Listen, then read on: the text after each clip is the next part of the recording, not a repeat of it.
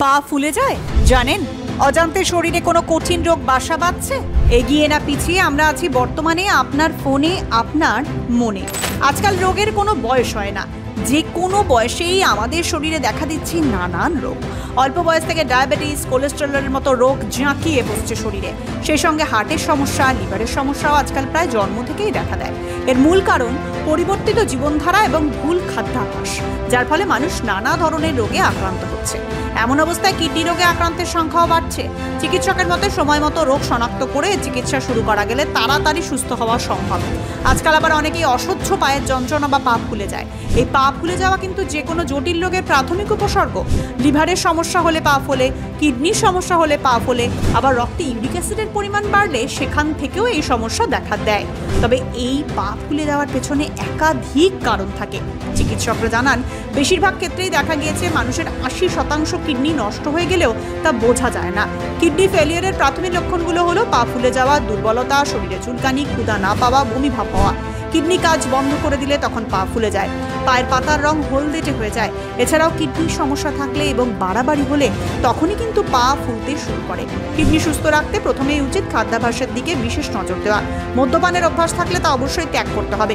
এর পাশাপাশি প্রতিদিন অন্তত আধা ঘন্টা ব্যায়াম করা শরীরের জন্য উপকারী। এতে শরীর যে কোনো রোগ মুক্ত থাকে।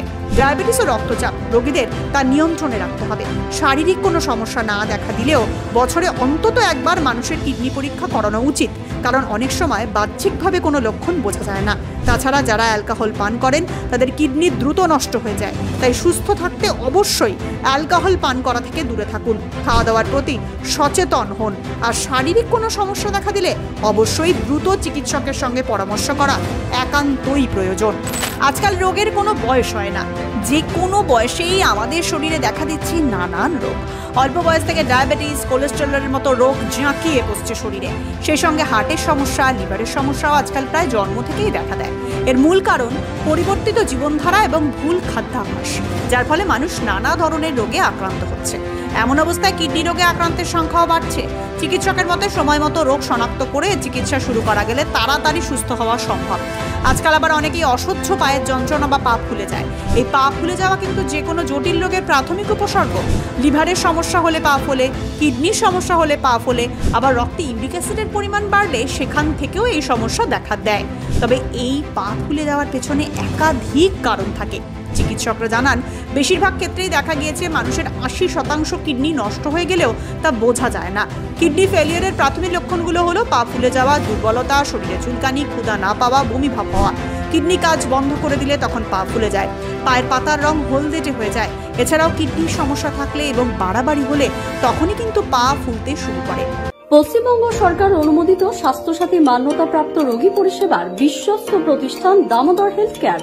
এখানে রয়েছে semi modular OT, OPD, general medicine, gynaecology, gynae surgery, general surgery, orthopaedic surgery, ENT surgery, advance physiotherapy clinic, medicine বিভাগ, অ্যাডভান্স ডায়াগনোসিস সেন্টার সহ নানান পরিষেবা রয়েছে। 24 ঘন্টা লিফট পরিষেবা, এছাড়াও 24 ঘন্টায় থাকছে অ্যাম্বুলেন্স পরিষেবা, সাথে মেডিকেল ইন্স্যুরেন্সের মতো প্রয়োজনীয় সুবিধাও। এছাড়াও রয়েছে ওষুধের দোকান।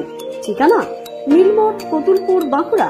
ফোন নাম্বার 9475240280 অথবা ফোন করুন 9475240290 এবং 9647180100 এই নম্বরে।